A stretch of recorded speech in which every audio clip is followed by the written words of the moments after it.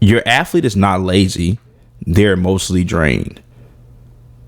There was a time in my career with a mom who really wanted me to win where it was perceived that I was being lazy, but actually in reality, I was emotionally drained. What parents see versus what's really happening is different. And the real problem was I didn't know the difference between motivation and commitment, along with how to regulate my emotions and recharge myself on the days where I did not feel like going to practice. I did not feel like playing. And I didn't know how to tell my mom that.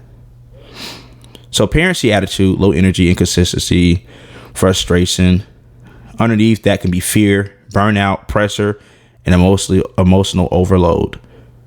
There was plenty of times where I was playing when I felt emotionally overloaded. I did all the lessons. Some athletes don't need another lesson. They need emotional safety. Parents often see low energy and assume laziness. A lot of athletes are emotionally exhausted and not motivated. Pressure today is heavier than most adults realize, especially in the areas where baseball is taken extremely seriously. But the problem is this: sometimes in those areas, especially you talk about rec ball and the lower levels of even travel ball, honestly, there's a lot of unqualified coaches or a lot of people that are in the spot of leadership that doesn't know how to regulate their emotions, doesn't know how to recharge the athlete, and does not know how to implement the mental performance side to the sport to actually help the athlete, which causes emotional overload. Now let's talk about the difference between motivation and commitment, because I want to be committed to something. I don't want to just be motivated. Motivation comes and goes. It's a feeling, right? And commitment is okay, no matter what's happening that day, I have to show up and give my best 20%, my best 30%, my best 40%, my best 100%, whatever I have that day. See, a few weeks ago, it was an athlete who came into my facility before a lesson and they were crying. This athlete's about 5 years old. And I'm like, hey, what's going on? He's like, I'm tired. Right. And I'm like, okay, immediately as a trainer and as a men's performance coach, I'm okay. So he's overloaded emotionally. He doesn't know how to regulate it. So now he's crying in hopes of he can get out of it. And I just gave him a real life lesson there. And I was just like, hey, it's a whole bunch of kids who are in here that's tired.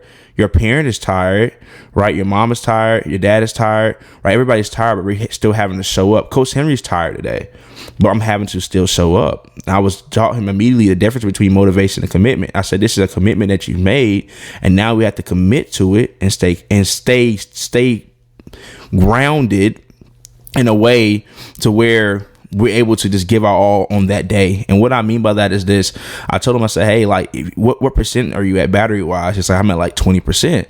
And I was like, okay, well, give me the best 20% that you had. And guys, when I say he went on to have a really, really good day that day, just off of that little conversation, he really did. Like, he went on, he finished the day, and he actually had more than 20%. Okay, let's talk about the difference between laziness and exhaustion. Okay, so lazy athletes usually avoid growth and effort consistently. Emotionally exhausted athletes often care deeply. And those are like your guys who are like perfectionists like me, your internal athletes, where we internalize a lot of things. Because we internalize a lot of things, we're naturally going to have a lot of heavy emotion on us, because we either want to please mom and dad, please the coach. We don't want to mess up. We've been working on this all week, so we naturally are going to beat ourselves up. Fear of failure can create hesitation and shut down behavior. Overthinking can make athletes disappear and disconnect. And emotional exhausted athletes stop trusting themselves. These are all emotions and things that your athlete goes through, whether they're internal or external athlete. While we're on that, I want to talk about the difference between an internal and external athlete, because this is important. An internal athlete are your guys who are like your perfectionists, your guys who literally internalize every little thing, right? They overthink, they overanalyze. If the coach tell them, hey, throw the ball like this, get your arm a little bit higher. Like, hey, coach, where should I put my arm at? Right. So they're doing little things like that. Your external athletes are naturally more of a flow state, which means that they don't nearly overthink or overanalyze as much as the average kid. They're more at a flow state. They're not really thinking. They're trusting their movements. And ultimately, we want to get our athletes to there. Now, each one of them have pain tolerances, and we get into that a little bit later on. I don't know if we're going to do it this episode because it's not on my agenda, but if I actually get into it, I will. I might actually get into it, but I don't know yet. But as of right now, each one of them have different pain pain tolerance, and you need to understand that in order to help your athlete. Okay, that's a whole nother episode within itself. But pressure overload in youth sports. Okay, this is so important because it is a lot of pressure on your athlete whenever they're playing. Year-round sports in constant competition, social media comparison and highlight culture, pressure to perform because parents spend money, right? I've had plenty of times where parents have told the kid, hey, I'm spending money on this. And well, like you're at the end of the day, parents, and these are the parents, this is what I noticed, like the really elite 1% parents, they buy for the experience. The 99% parents, 99% of parents, like they are literally just they're investing their money with hopes of getting a certain results. But the parents I notice who are, hey, now I understand this is experience, it's a process for my athlete. Those athletes tend to keep going at the higher level. The athletes parents who spending a lot of it on like a lot of the money on or they had the mindset of I'm spending this money, right? And they're telling their kid, hey, I'm spending this money, so you need to perform well. Right? That puts a lot of pressure on your athlete, and that's more of an internal thing with you. All right, I understand that everything costs money. I understand that you working hard for your money, right? But at the end of the day, when you're investing in your kid, they're still learning how to regulate their emotions. They're still learning how to grow. So you have to understand and have some grace with them. Understand where they are. Don't confuse standard with reality. The reality is I have a standard for my athletes, but the reality is they're not there yet. So it's my job to help get them there, not tear them down along the way to get there. So don't let that fly over your head. Okay, so pressure from coaches, teammates, rankings, and showcases, especially for a lot of those older kids, and a lot of it's starting to go down into the younger market now. We got AA, we got AAA in the travel ball world. We got single A, we got majors. Like this is getting crazy, to be honest with you. And I had a parent call me and was like, hey, I'm looking for my kid to get better at baseball. He's in the minor leagues. I'm like, okay, how old is your kid? He's like 10. I'm like, dude, he's talking about he's in the minor leagues. This is crazy. Like the way, understand this is a business. Like the way y'all are trapped in this rat race is insane, right? These levels, okay, I've seen some teams that's in AAA and it's like, what? I'm pretty sure y'all seen some teams that's been like that too, right? But at the end of the day, like y'all have to understand that it's about the 5 tools, especially when it comes to baseball. If your kid doesn't have these 5 tools when they get older, it's not going to matter how many travel ball tournaments they played when they was younger. Travel ball is not the answer to your kid's success. I want to lay that out there. It's the player development, personal development. Their focus and awareness they build. Are they building on these 5 tools, right? Can your kid body language stay positive while they're playing, right? Or are you creating bad habits now after mistakes? So it's a lot more that goes into that. Athletes rarely get emotionally recovery time anymore. Some athletes feel every game is determines their worth. Sorry. So some athletes feel like the game literally determines their worth, and that's because of how we've trained our athlete. You know, everybody wants these lessons, but nobody wants the mental performance side. Like, and this is me being honest. When I post on social media, when I post the behind the scenes of the mental performance side, and I post these drills, everybody's saving these drills. But nobody's like reaching out. Okay, like my kid is struggling. I don't know how to speak to them. Hey, let me reach out to this guy and actually get help. Like I probably have like 1% of parents who do that, but the parents who do it, they see the fruit of the labor. Okay, so when we talk about now I want to get into what we call the phone battery analogy. Okay, a phone cannot run every app on 2%. Like your kid has a battery, and I need you to understand that. Your kid, think about your kid like an iPhone battery or an Android battery or what kind of phone you have. Think about it like that. They have a battery meter, and it's your job to learn how to recharge your phone. Like you have to have the wisdom to know what charger works for your athlete. Same way you have to have the wisdom to know what charger works for your phone. And your kid operates the same way when it comes to their mental performance meter. Now, I am recording this at my house, so if you hear my dogs barking, just ignore them. I'm not doing any editing because I want to be raw and uncut. If I mess up, I mess up. That happens. That's life. It's about me adjusting. Okay, so eventually it freezes, overheats, or shuts down. Your phone does. Athletes mostly work the same way.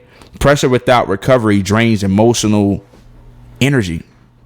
So all this pressure, all these tournaments, all these games, all these car rides home with no system, with no structure, with no understanding of how to actually recharge your athlete, That leads to burnout, leads to frustration, leads to pressure being built up, and now your kid doesn't want to play. 13% of athletes quit their sport by the age. 70% of athletes quit their age about 70% of athletes quit their sport by the age of 13. There we go. We got it out, family. Let's go. All right. So quit their sport by the age 13. This is statistics. Y'all can really pull this up. Okay. Fear of failure creates shutdown. Because how about this fear of failure? Because a lot of athletes are afraid to fail, but I don't believe in failure, Mom. And the reason why I don't believe in failure is because only time your athlete fails is whenever they stop. It was plenty of times when I was playing where I felt like I failed and my mom literally did not let me stop.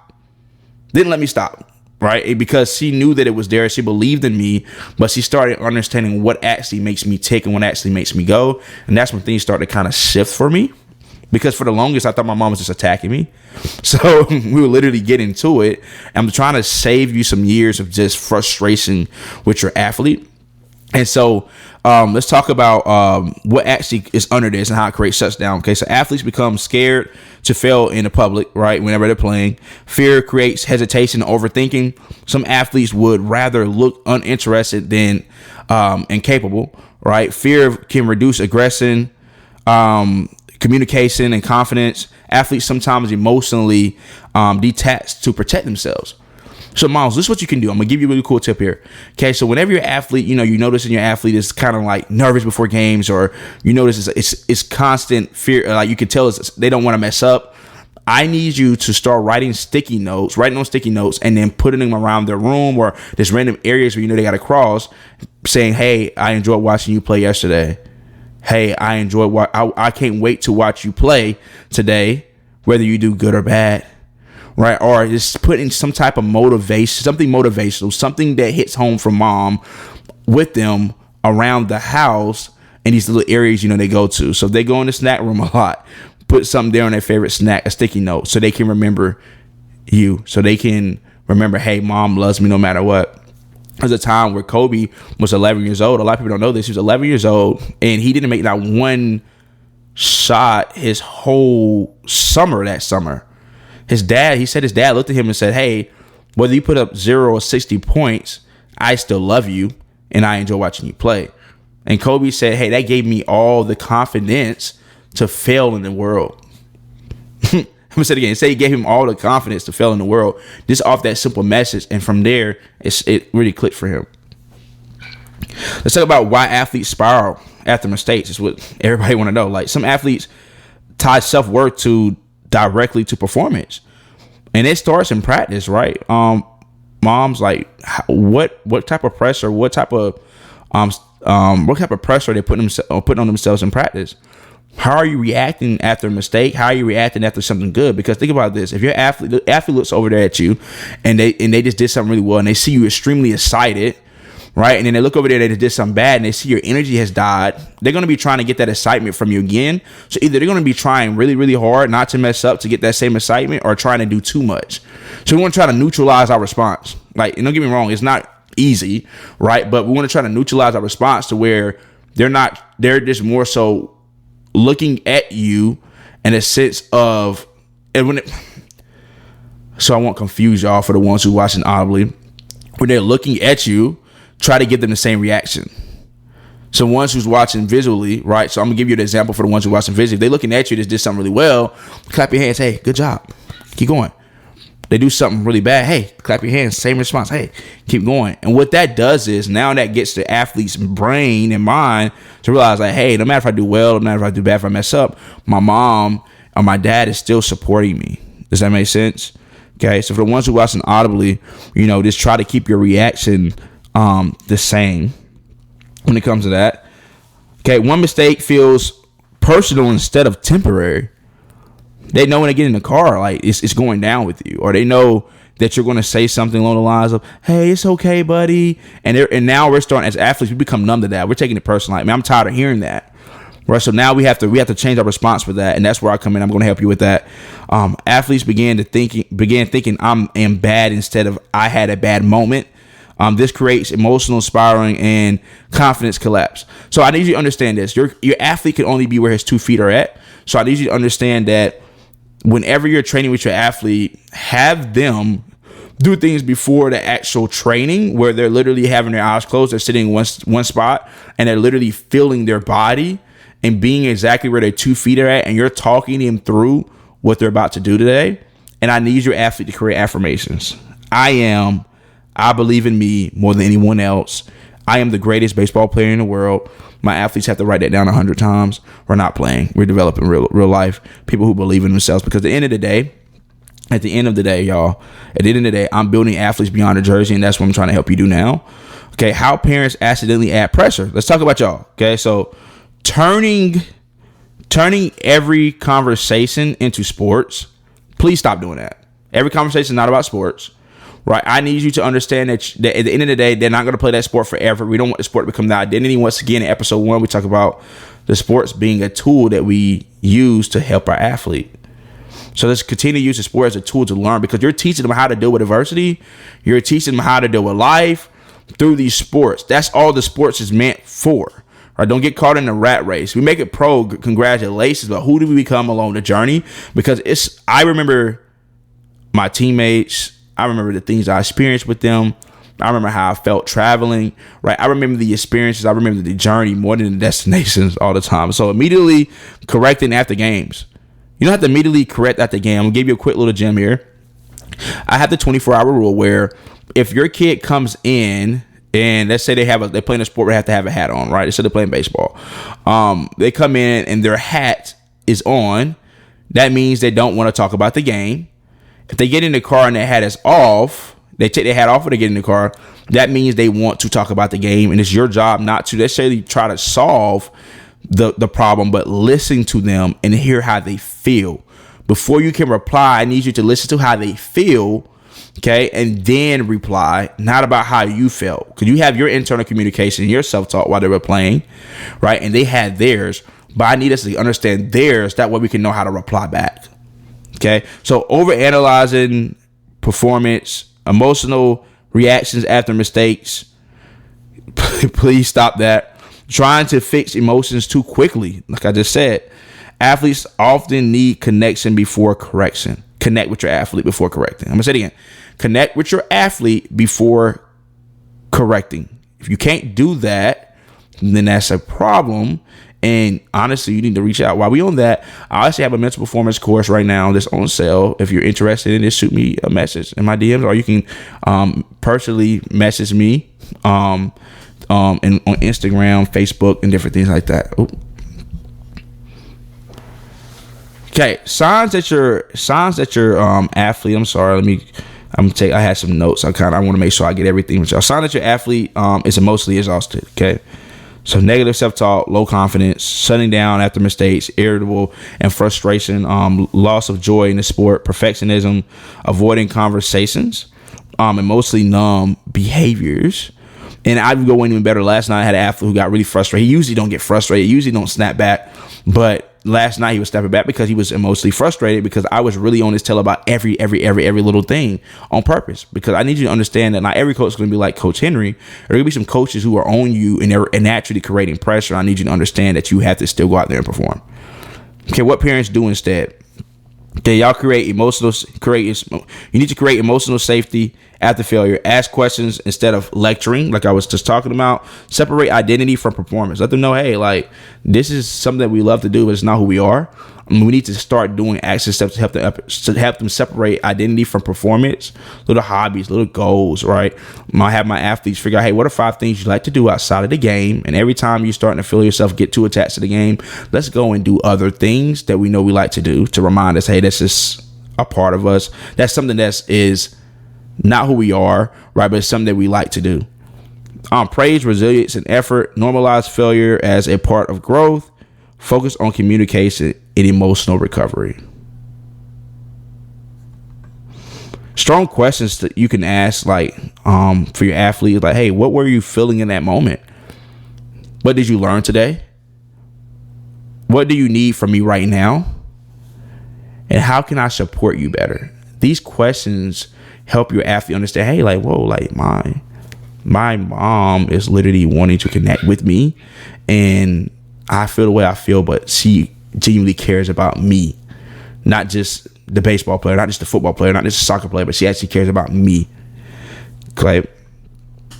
The goal is not raising great athletes. Okay. The goal is not raising great athletes. The goal is raising emotional, resilient young men. Sports should prepare athletes for life. This was always more than a game. Like, it would always be more than a game. And that's what I want this message to be for you and to you. Is that understanding that this is more than a game. It's just a tool. And I need you to understand that we have to start teaching our athlete the difference between motivation and commitment. Your athlete is not lazy. They're emotionally drained. If you need help with your athlete right now and you feel like they're emotionally drained, I want you to text me personally. My number is 910-723-5477. I need you to text me the word drained, and I'm literally going to help you with your athlete. I want to give a quick shout out to Ernie Adams for sponsoring me with this hat for this episode here. So Ernie Adams, appreciate you for sponsoring me. If y'all want to reach Ernie Adams or get one of these hats, go to Instagram. The Instagram is Ernie Adams, IRNEHADAMS, and they'll hook you up.